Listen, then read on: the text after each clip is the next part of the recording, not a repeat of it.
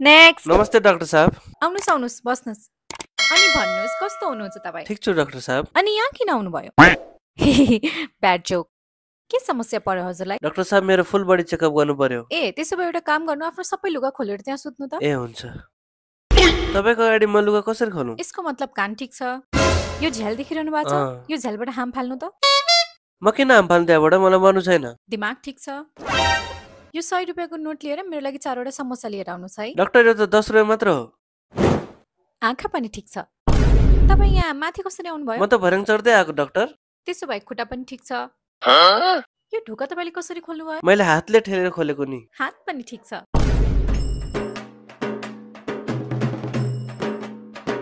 तपाईको मुटु पनि थर्किरहेछ, यसको मतलब मुटु पनि ठीक छ।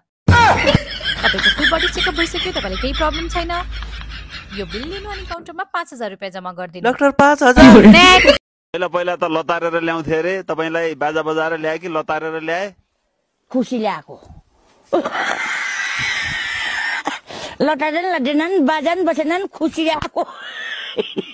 आफ्नै खुसी ल्याएको? आफै खुसी ल्याएको। मन पराएर? मन दलङ मन परेर।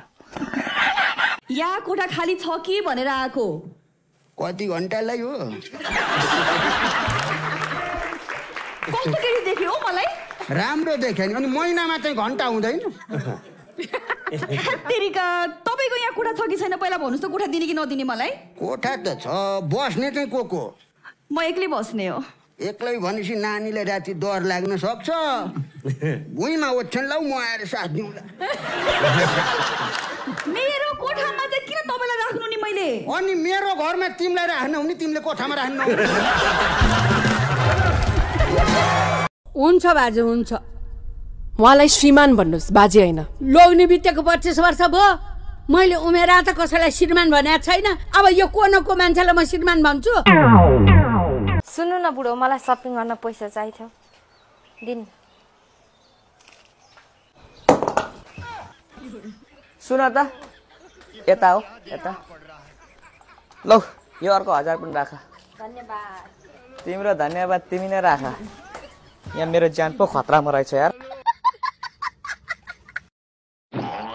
जुङ्गे अध्यक्षमा उठ्ने हो होइन? आफ्नो यहाँ जिउ चिलाएर मर्ने एउटा, त्यही भएर कन्याको नि लुत होला छ क्या। कोही हुनुहुन्छ? म उठ्छु। ताली ताली हो, यो मान्छे चाहिँ उठ्छ है। अस्ति बिहान 5 बजे उठेको, मैले त देखेको।